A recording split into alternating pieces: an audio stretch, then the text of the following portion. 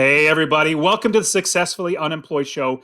I am so excited to have you here with me because we are going to be learning how to be successfully unemployed from our expert who is actually living abroad. He's living in the Philippines because he is successfully unemployed. He literally does not work that job, that just over broke job. He doesn't do that anymore. In fact, he works for himself and he does a great job. And he has a podcast, books, and everything on Serve No Master. Jonathan Green, thank you so much for being on the Successfully Unemployed Show. Hey Dustin, thanks for having me. I'm so excited to come hang out on your show after you hung out on mine, and I'm ready to spend some amazing time together. I appreciate it too. And it's like 5:30 or 5 in the morning, like 5 a.m. or 5:30 in the morning. Right now for me, it's like, I don't know, 2 p.m. So it's really nice for me, but I appreciate you waking up so early to be on the show. Now, you're in the Philippines right now. What is that like living outside? Because obviously living in a whole nother country, change of life and everything, but you had to have a job before that, and now you're living. What is all that like? Giving up all that now living in the Philippines? Well, when I lost my job in 2010, I got fired. Over the weekend, I bought a new car. First time I ever bought a car without any help. Found a loan on my own, signed all the papers on my own. My parents just watched me do it. All that stuff. It's always nerve-wracking. Signed a lease on a new apartment over the weekend. Wake up Monday morning, massive blizzard. Go, I'm going to drive my new convertible into work. I'm so loyal. Driving to work, fired. Boom, bullet to the head. And as I was driving home, I go, I never want this. I had two thoughts. I said, number one, do not crash. That's the most ironic thing that could happen. That's the worst thing that could happen. So I'm driving so slow. I'm like, do not crash on the way home from getting fired. And number two, I never want someone to have the power of me. Again, I realized that my boss could not just hurt me, but they could hurt my family. They could hurt my kids. They take away your food. They take away your place to live. They can take away your transportation. Bosses have so much more power than we realize. And I never wanted that to happen ever again. So I didn't even consider looking for a job again. I said, as far as I'm concerned, the bridges are burned. And I'd been in the industry for 10 years. I'd been a professional teacher, traveling around the world. I was working at one of the top universities in the United States. I was in charge of a $1.5 million program that I was totally unqualified for. I had no management experience. So during the interview, I was like, yeah, I can do this. I know how to lead a team. I just said whatever I had to do to get the job. And it was getting fired was the best thing that ever happened because I never would have quit. And that's really what so many of us need, is that we're stuck in this place where we're not happy, but we're not sad enough to quit. And we're in this, like, it's almost like we live life in purgatory. So getting fired kicked me out and forced me to be an entrepreneur. And that's kind of how I began my journey. And after a few years, when things started to come together, I said, I'm going to travel the world full time, which I did. And I was bouncing all over. I was living on a beach in India. Then I went to do New Year's in London. And then I spent some time in Budapest and some time in Ukraine, like just traveling all over. Then I was in Thailand. I was going to go to Indonesia. And my friend Rob calls me. He goes, dude, don't go to Indonesia. It's terrible. Come here. Come visit me. And so I came visit him, stayed at his house. And his business partner calls me about a week later. He goes, hey, we're working on a project together. I'm going to have a date tonight. She's bringing a friend. You got to come. And I said, I'm not doing that. That sounds like a trap. And he goes, look, you want to do this deal with us? You want to work on this project with us? You're coming. And I was like, oh, okay, fine. So I go, hate the girl, worst date of my life, terrible, terrible night. She's boring. She hates me. We hate each other. And I try to leave the date early. He goes, you can't leave. You got to stay. I really like this girl. I'm like, come on, let me go. I don't like, I'm having a horrible time. He's like, no, no. And we go to another bar. We go to the third place. He goes, I got an idea. He just orders tons of tequilas. And me and this girl just get so drunk. And now 4 kids later, we're married. So he was right. It was like, it turns out like tequila is like the secret to like a really good marriage. Oh my And goodness. we don't even ever drink. My wife never drinks. I never drink because she's always pregnant. But sometimes it's what you need to turn like the worst date into a marriage. I love that story. That is brilliant. No, that's so cool. Okay. I love the idea that you would never have quit unless you got fired. Like, because you got fired, now you're where you are now. I know you and I are so much more happy where we are now than when we had that just over broke job. If I didn't get laid off, I probably wouldn't be here either. I would just still be working my crappy job and living just over broke. Now, you're just a normal person, just like I am. That's something about having the ability to just quit, or if you're fired, do something else. Now, how do you make money now to provide for you and your family without having that just over broke job? Yeah, over the past 10 years, I've been through a lot of different business models, always been in the online space. I first started off selling services to local businesses, helping them to get videos on YouTube, or helping them to get videos ranking on the search engines, or helping people to get their businesses to appear. My very first money online. I posted an ad on Craigslist. I said, I will help you with your business. I bought a course. It was like how to rank videos. I said, oh, let me try this. It's 10 years ago. Very first client is like, I'm not getting any business from my website. She's a massage therapist with like a car you drive around with all the stuff written on the side, all in. And gave me a check for $200. I was like, wow, this is amazing. And I hadn't done anything yet 4 days later. So I dove in. I said, well, probably because your phone number's not on your website. And so it was like something so simple like that that she didn't see. She paid someone else to design her website and they had to put the phone number on. Like, how can you call for it's a phone business? And from there, I grew. And now what I do, having learned a lot and built products and worked in a lot of spaces, is I really, as I was telling you before the call, I build it's a really simple business model that I call extreme giving, which is that I find other people in a market that I want to enter and I find ways to give them maximum value. So I'm always giving value to people that I work with and to their customers, anyone they bring to me.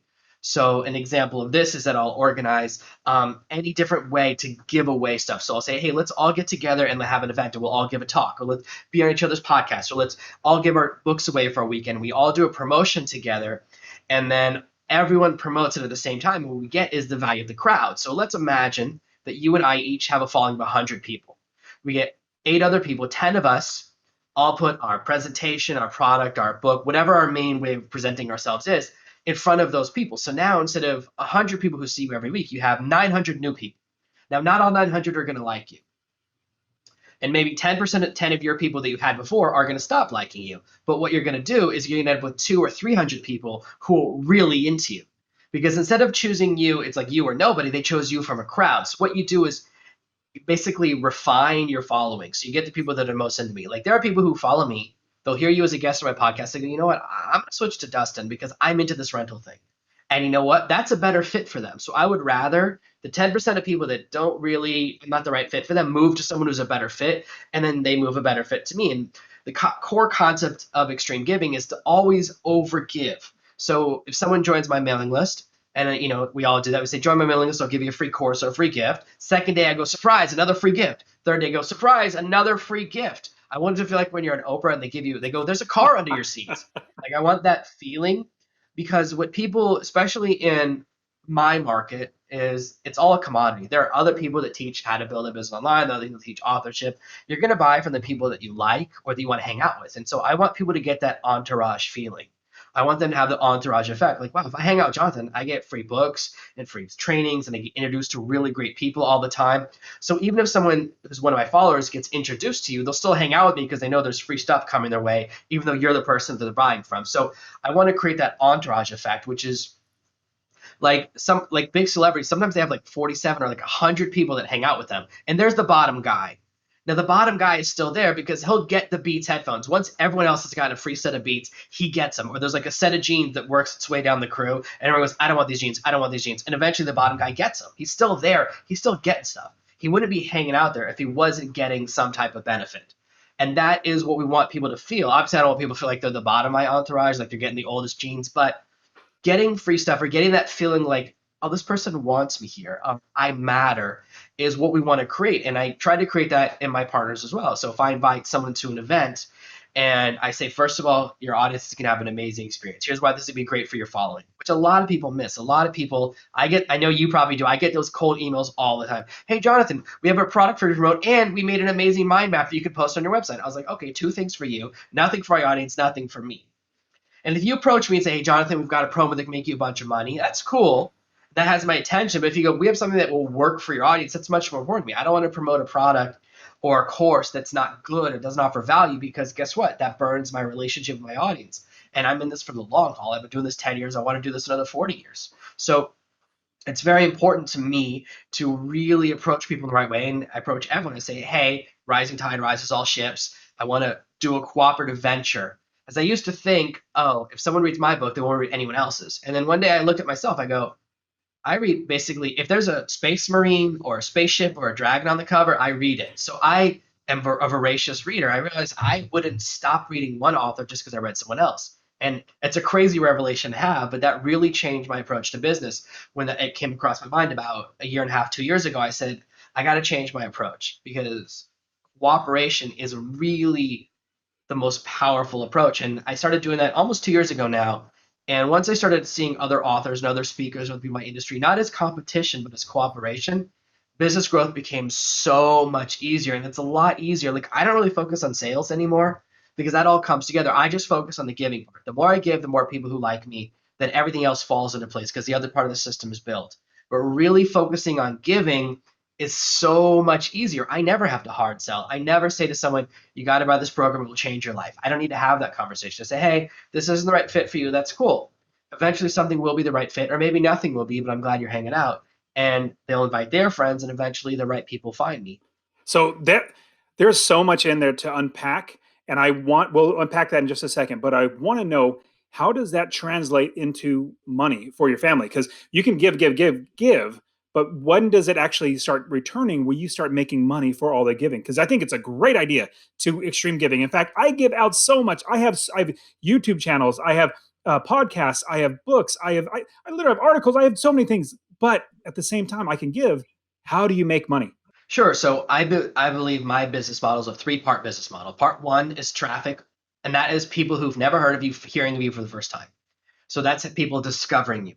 The second part is engagement. Engagement is where you start to have a conversation, where people are emailing you, or they click follow on social media, or they leave a comment on one of your posts, or they leave a comment on a YouTube video, and they're beginning to interact with you. And this is the conversation phase. So you go from stranger to conversation, and the conversation phase is very important, and that's where a lot of my content falls. And it's, once someone's seen one of your videos for the first time, then everything else they see after that is them getting to know you, because people need a certain amount of trust before they want to buy from you, because we have all these questions we ask. Like, number one, if I spend money on this website, will I actually get something? Because sometimes we've all done that. We've made a purchase online and then nothing happened. We've all had that experience. At least I have, years ago, but we've had that. And that's why we have to overcome that barrier. Hey, if you take something free from me, you get the email. So you can interact with me. Or if they email me or email my support, they get a response in a timely manner. Those questions need to be answered for some people before they'll spend a penny with you. And you kind of go up that trust relationship as people get to know you. So some people, if you have a really great promise and a really great sales page, they'll buy on day one. They don't need any of that stuff. But most people, I know I do, before I buy, I'm like, let me see who this person is. Let me check out their other website. Let me see what their other offerings are. Let me see if this really is a discount. I always do a little bit of that vetting process to make sure before I buy anything, and I've been doing this a long time. I'll say, hey, does anyone know this guy? I'll ask all my friends, do you know this person? To make sure there's a bit of that trust there. And that's what we're creating in the engagement phase, is basically answering as many of those doubt questions people have as possible. So then the third phase is money. You call it profit or monetization. And that's where you start to sell stuff. And I have a lot of my own products. So as soon as people join, I say, hey, I've got a membership. It starts off $1 a month. You can get all of my products, everything I teach, 50 different courses. So you can get a whole perspective to see what you want to do. If you stick around, it's got a monthly fee. And that's one of the first phases of monetization. So I go from free to $1. It's not a big jump. It lets them get a real taste for what I create, and people stick around for a while, hopefully. And then after that, really most of my revenue comes from being a curator. And what that means is that people come to me all the time with products. And there are so many courses and trainings out there that before I promote one, I have to go through it. I have to test it and vet it. And so my list, what they get is only products that I've checked out and vetted myself. That's really what I do. And I say, here's what I've checked out. Here's what's interesting this week. And because I'm not hard selling, I don't get a whole bunch of people jump ship from the list. I got sometimes I get an email and someone will say, Jonathan, this product's not right for me. Why are you mentioning it? I'm like, I expect 99% of you not to buy it. My job is not to get you to buy anything. I'm not trying to hard sell. I don't need to hard sell. I have enough followers that what I'm trying to do is create that match where the right product finds the right person. Just like I don't know anything about the rental space. That's not my space at all. I do dabble my toe into real estate, as I told you, but the reason I want to introduce my audience to you is because for some of my audience, you're the perfect match, and I want to bring you together. So sometimes, at the free level, that's me introducing people to each other's books, and at the paid level, that's me introducing people to each other's courses. It's still the same core idea of if this is not the right fit for you, don't buy it. All the time people email me the last questions. I'm like, yeah, should I buy this course? Should I not? And I love those questions because usually 80% of the time I tell them don't buy it. If you have to email me to ask some questions, it's probably not the right fit for you.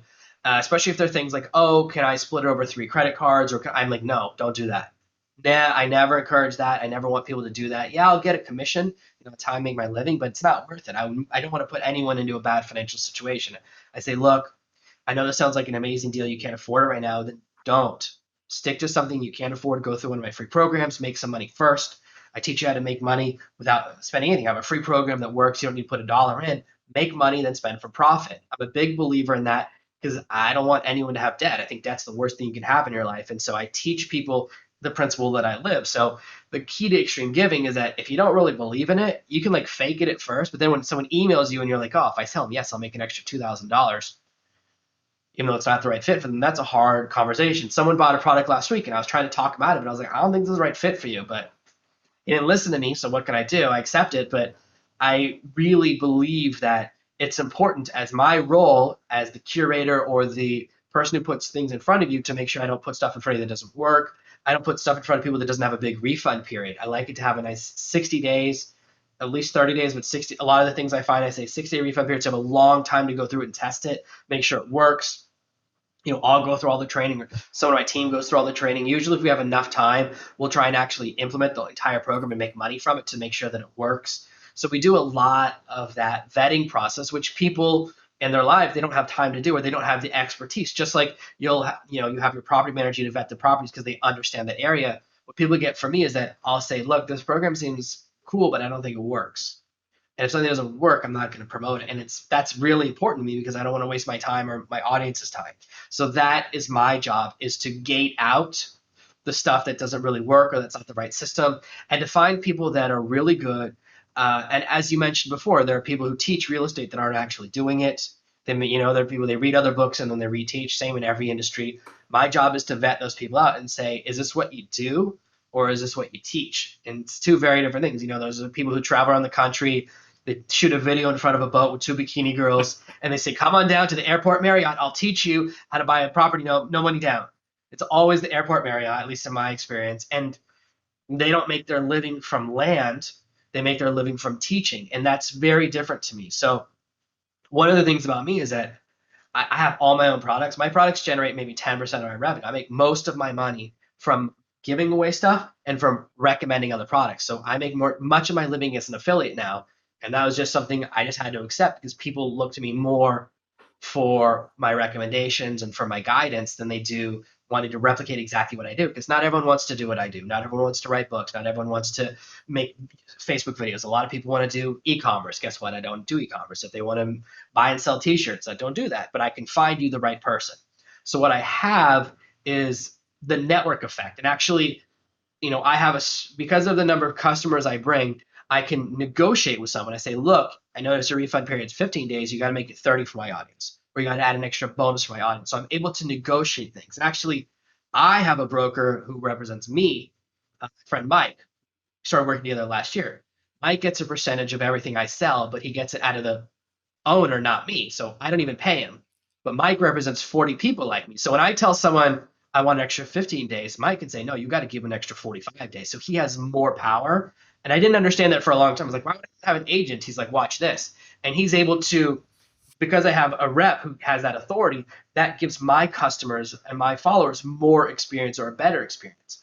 And so I realized that there's a power in the collection, because then when we're negotiating with someone saying, look, you have to make the product better, you have to offer more bonuses, you have to give people a longer refund period, the larger the group I'm a part of, the better the benefit is in the end for my customer, who is the person that I actually care about the most. I don't care about the partner. I care as much as I do my actual customer, because that's the person. That's why people follow me for 2 years, 3 years, 5 years, is that they know that they're going to get all of my authority backing them up. Like if someone emails me and says, I talked to so-and-so's support and they're not fixing the problem fast enough, I go, no problem. And I call the owner. I can call the business owner, which you can't do as a regular customer. You don't have that number. You don't have that whatever chat channel, whether it's a Facebook message or a Skype message or whatever it is. But I can do that, and that power, and there's some people who are really big companies, being able to get that phone call in is a game changer, because I can get something fixed for you in 10 minutes that on your own could be really hard when you're going through the support team. Like if you've ever talked to support at like Facebook or Amazon or like a big company, and like you're like, oh my It's gosh, the horrible. person you're talking to is making $4 an hour. Like you're not talking to a person who cares. They don't get paid based on your experience. Like they don't really care that much because they're dealing with hundreds of calls per hour, or they're dealing with this massive volume, and that's how they get paid. They don't get paid more or less based on whether or not you walk away happy. Like they get the same salary. They're not invested in you. And so that authority, that power that I have, that's really the benefit of going through me before you go and grab a product on your own, is that you have someone who's in your corner who can back you up, who can get you that refund when you need it, who can help you get you that support, or can say, hey, this didn't work, something's wrong, you got to fix it. Because that's really what you need when that's the power of like working with someone who's going to back you up. I think it's great. And what's really, really interesting is both of our business models with now, not necessarily the real estate that I have. That's different, but successfully unemployed. I'm kind of switching my brain a little bit, thinking about for successfully unemployed. I love just helping people find a way, whatever way. I love real estate, but that's not the only way. There's so many other ways to be successfully unemployed. And seems like our business model with Serve No Master and Successfully Unemployed is just matching people up with great things that could help them benefit their life. Now, let's. I want to jump into developing this affiliate business model where your majority of your money comes from affiliate. But first, before we get into that, how do you? Because people are going to be asking this question: how do you get traffic to you to then want people want to go through you to find these things? Like, how do they know that you're the expert, not necessarily in this specific thing, but you're the go-to person to vet all these other things? How do you make sure that you get traffic that people are going to say, I'm on their newsletter, and like you said, I can buy through this through Jonathan? How do you do that? Get traffic to you? So there's a couple ways to do it. When I enter a new market, this is not my only market by any means. I'm in about 6 different niches. This is my favorite. This is one where it's my face the most, but we're in men's health. We've dabbled in job seeking. We've dabbled in authorship. We've dabbled in personal development. We've done really well in personal development, all spaces I'm interested in. And with each space that I go into, what I traditionally do is I find a partner or I do a bunch of research and put out a book in that space, and then we throw it on Amazon. Once it has like 10 reviews, then you can easily message everyone and say, hey, so and so, the author of this book, I would love to introduce my audience to your content. And that approach means I can get all these people. Now, that's because I'm a really good writer. Like I can write a book really quickly. So I wrote a new book last week. One of my team members, I have my new book coming out where I'm teaching extreme giving, and she goes, "Wow, this book is great. Too bad it's so boring." And I was like, "No, that's like the worst thing you can say, the death knell." And so I took the entire book, which I've been working on for 4 months, and I just threw it away. And I rewrote it from scratch the next day. In a single day, I did a massive, because I dictate my books, I did a massive recording session, and now it's in process. I said, "You're right, fine. That's the worst thing you can say. That book is dead. I accept it. I'm not happy about it, but it is what it is." Not most people can't do that. For most people, that's a massive hurdle. But what you can do is reach out to people. Like people think it's so hard to get access to experts or to get like access to me or you. It's not. You can call me and say, "You want to be on my podcast?" I'll go, "Yeah, I don't even know who you are." I'll probably say yes. As long as you've got like 10 episodes, and I'll say pretty much say yes to anyone, right? And most experts will. We have this idea that people are so unreachable, but it's not true. People want to get their voice out there. So you can approach 10 people and say, "Hey, I want to interview you for a project I'm working on." Most people say yes. You do 10 interviews, say, "Hey, is it cool if I use some of your interview in my new book?" And now you've got 10 chapters where you've interviewed 10 experts. You don't even do anything. All you do is sit there and not talk. The secret to an interview is talking as little as possible. And really simple process. I have a really simple process for everyone. I say, "Hey, in our interview, tell me the 6 questions you want me to ask." And they send it back to me, and then I just ask them those 6 questions. Sometimes I add in a seventh question of my own, but people then go, "Wow, you're such a good interviewer." I go, "Oh, thanks." It's like I thought of the best questions, but it's this they told me. And people, that really is one of the most powerful secrets. Someone taught me that about a year ago, and I was like, "Oh my gosh, that works so well." Now I don't have to think of interview questions. So you can actually be checked out during your interviews because they've already written the questions. All you're doing is feed them to them. This allows you to get content when you aren't even an expert in the space. So you can do like 10 interviews, you have a book, or you can organize people and do, whether it's a virtual summit or whether it's like a Facebook group challenge or any type of event where everyone, you go, "Okay, actually, I'm going to launch the book. You're featured in it. Thank you so much for being an amazing chapter. Why don't you tell your audience about it?" And of course they will. They'll go, "Hey guys," even if it's only they post on Twitter or whatever, they go, "Hey guys, I'm in a new book. Check it out." And suddenly you have people who create your content and they give you the audience. So I really believe in that. Now, what I do beyond that is then I immediately say, "Hey, everyone, thanks for reading my book. Make sure you check out the other 9 authors." So I always kind of do a return on investment so that people get more than they give. And that's how you can enter a space without, you don't need to be an expert. Like a great example of this is TED Talks. The guy who organizes those events is not named Ted. TED stands for something. I don't know what it stands for.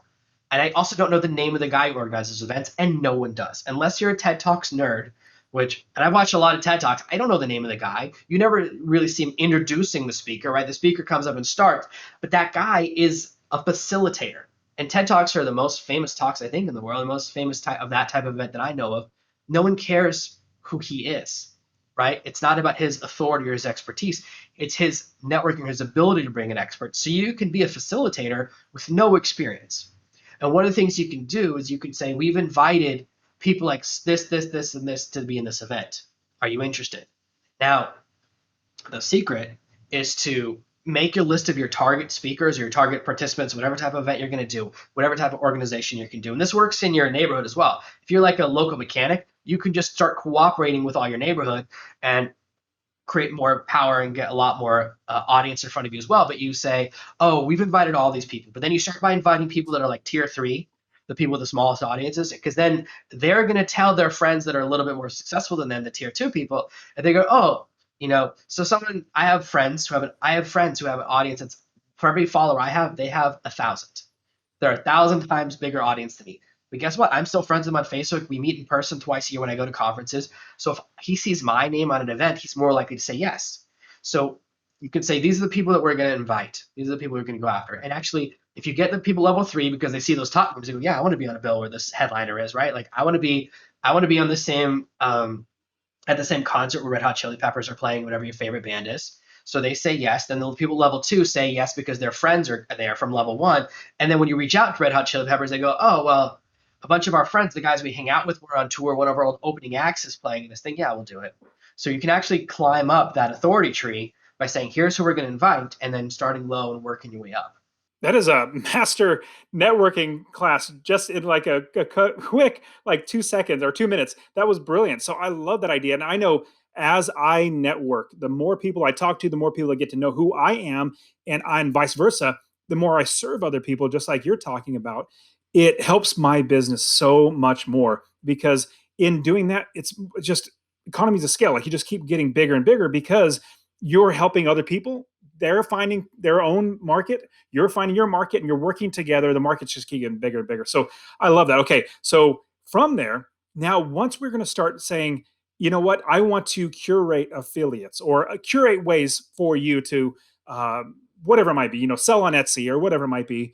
What would you say should we do if we're going to start having affiliates being, we want to give, so that people will eventually look at us as an authority to present something that they might want to buy, and then we get a commission because we're an affiliate.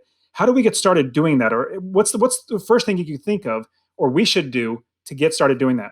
Yeah, before I enter a market, I look to see if there are at least 30 affiliate offers for me to look at, or ideally 90. So I can email people for 1 to 3 months, all new offers to see what they like. Like when I entered personal development, everyone said to me, people in personal development don't buy anything. They just want to buy their books. There's no money in that space. And I said, I don't know. There's a lot of stuff in there. And so I tried all these different promotions. The first promotion made like nothing. The second promotion made $5. I had an audience of 10,000 people, 10,000 personal development fans, and I made $5. I go, that's not very good. And then the next promotion made 7,000.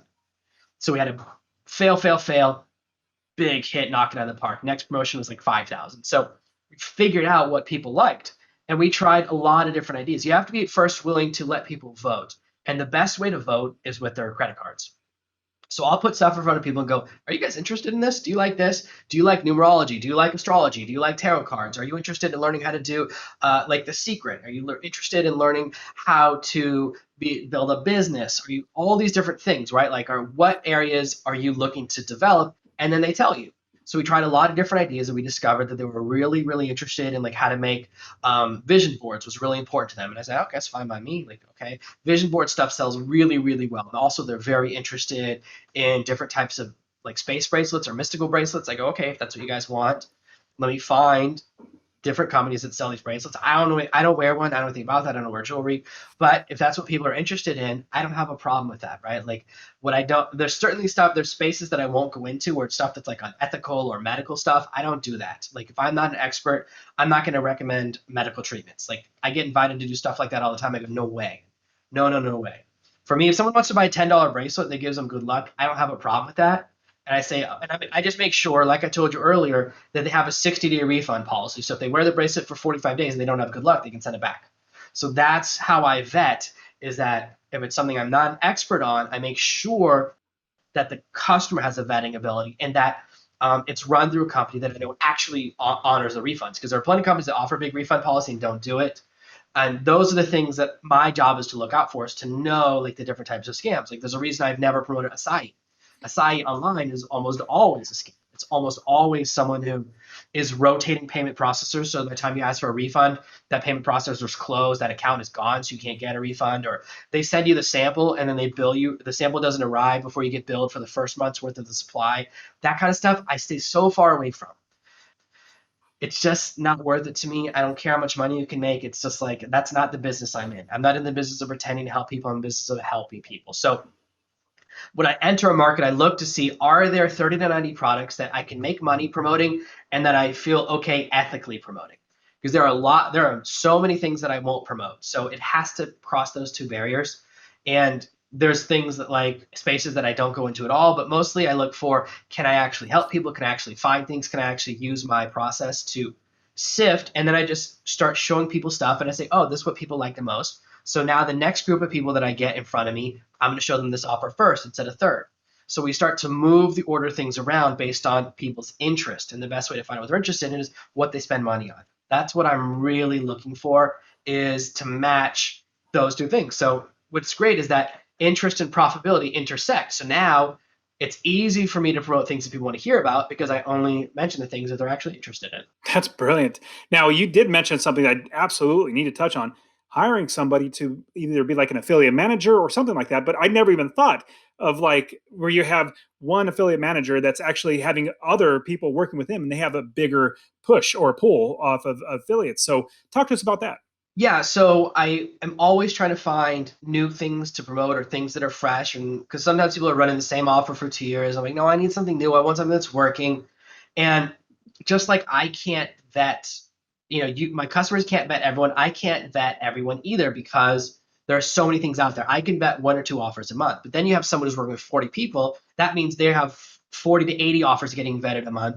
And so they have a lot more market knowledge. They have a lot more authority. And so this person Mike actually reached out to me because he noticed me being very active on his forum and starting to gain some traction and generating some sales. And so he said, hey, I noticed you're doing a lot of things. Here's a new promotion coming that might be a good fit for you. I ran that promotion and it went really well for both of us. And so we have a lot of good interactions in that way. So having someone who is invested in your success, Mike makes no money unless I make a sale. So he gets no benefit to recommending things that aren't good for my audience. If there's a refund, it comes out of his paycheck. So all of those same motivations I have, he has the exact same motivations.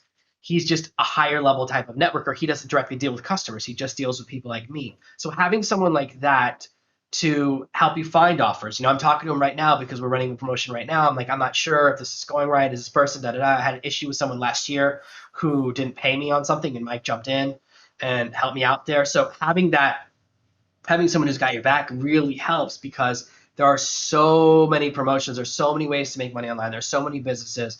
It's very hard, especially as it moves further and further away to stuff I'm an expert in, for me to properly vet the course. So even sometimes I go through an entire course. Unless I have time to implement it, I can't be sure it's not missing a step.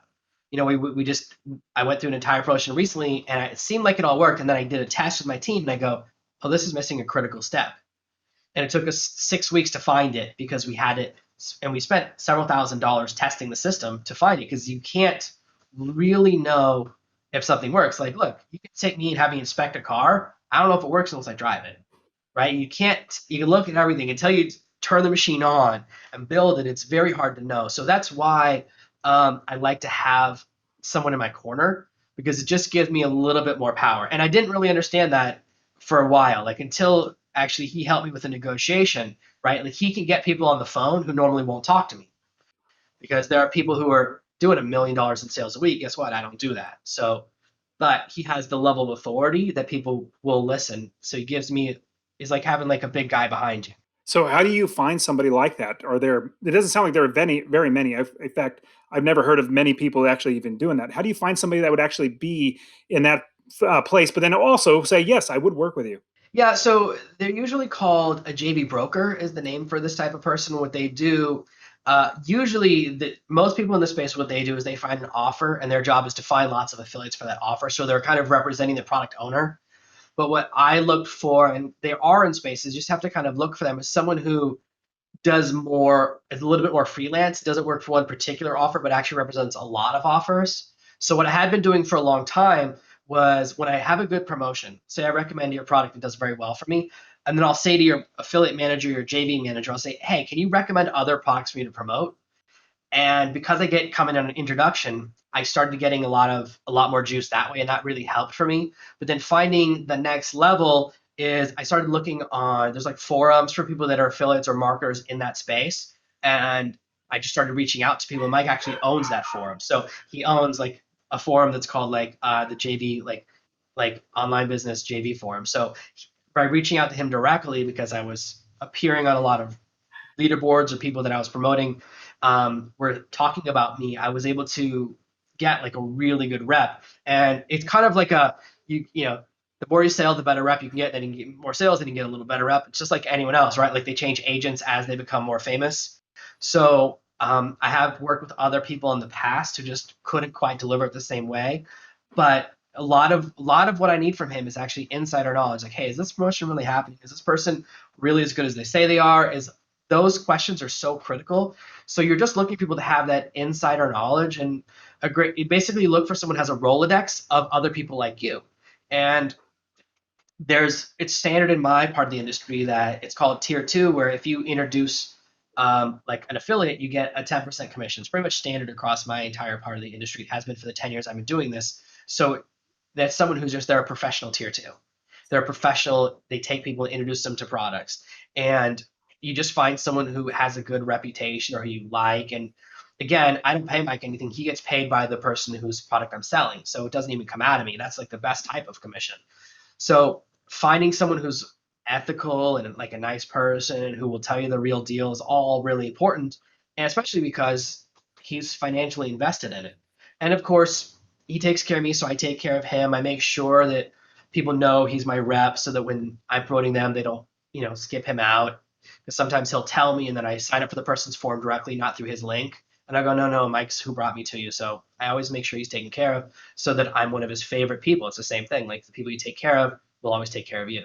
That's brilliant. And I love the idea also of giving and being an extreme giver. That's just really the best way to go in general. I find the more people that I serve, the more people that I help, the more people that I give to, the better my life is, number one, but also the more money I make. So I love that idea. Now, as we're wrapping it up, there's a few questions I want to ask you, rapid fire round. I want to ask you these questions. If it takes a little longer to answer, no big deal.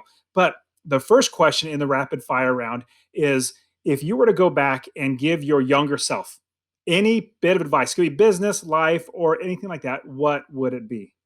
Don't be afraid to start your own business. Would be the first thing I would tell them. Like, don't wait until you're 30.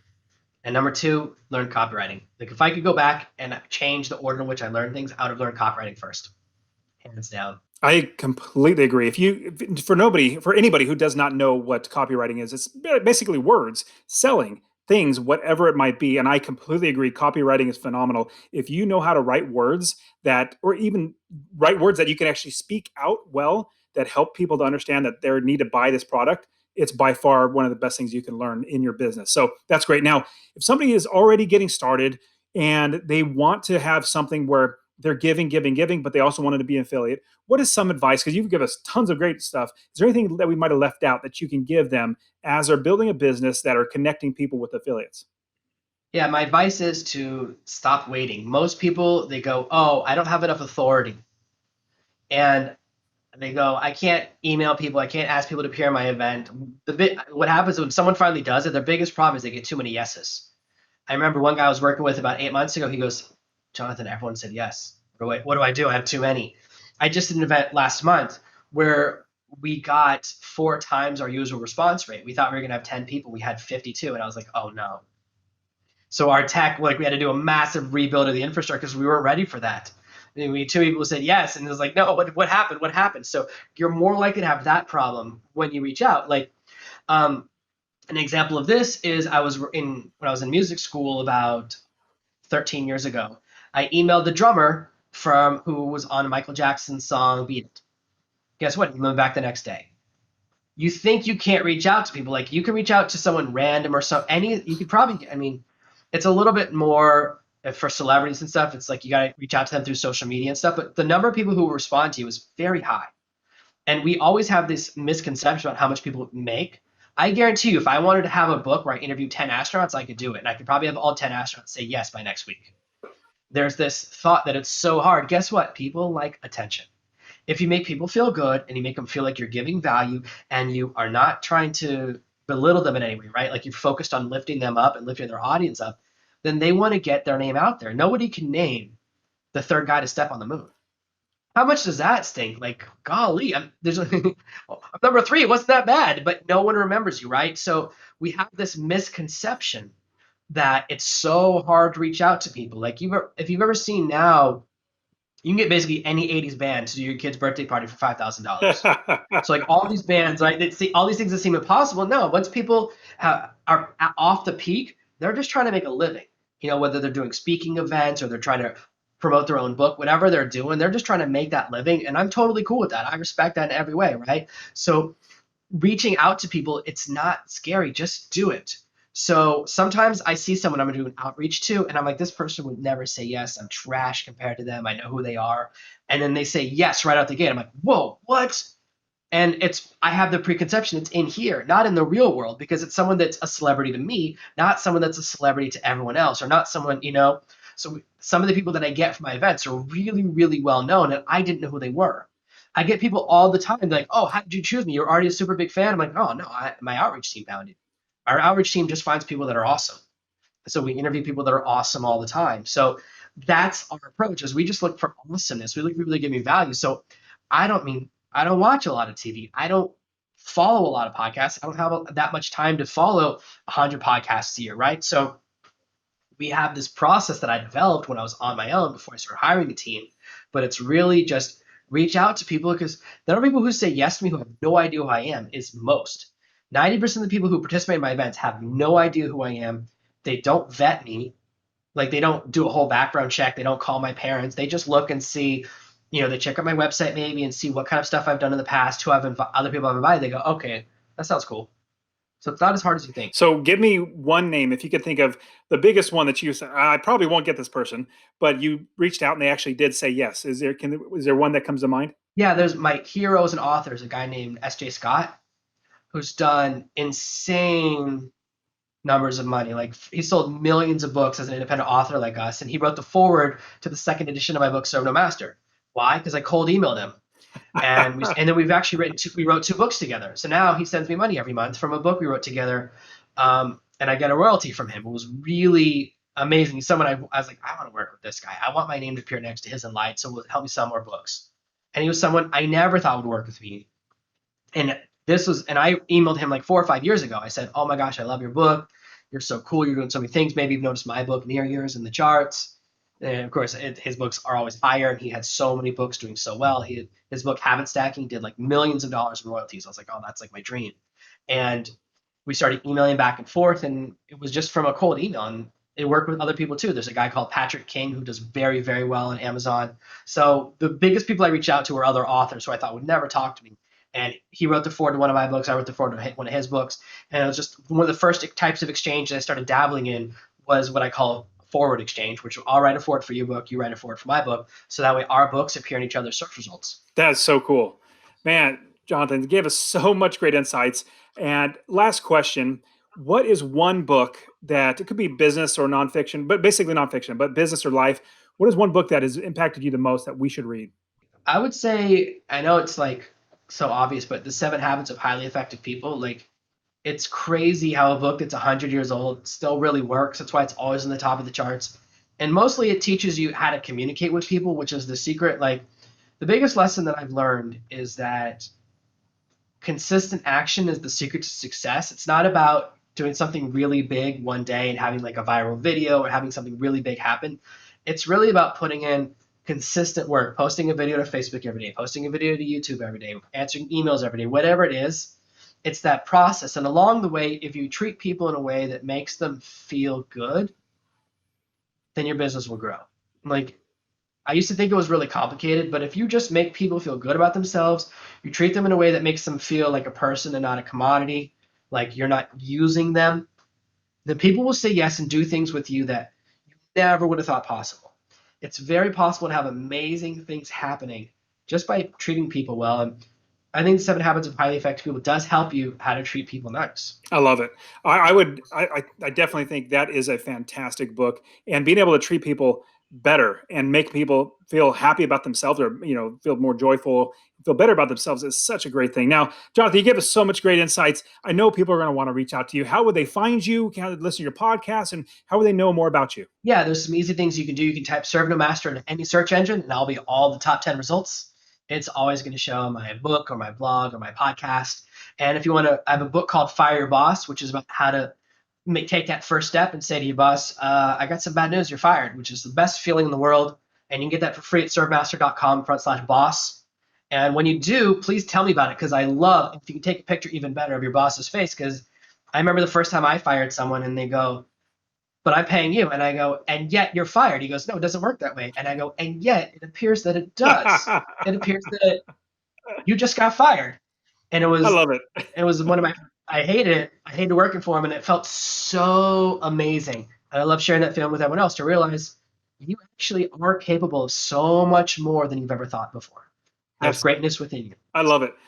Man, Jonathan, thank you so much for being on the Successful Unemployed Show. I've learned a lot. I know everybody else has. So thank you so much. I really appreciate you, man. Oh, thanks for having me. It was awesome to be here. Bye, everybody.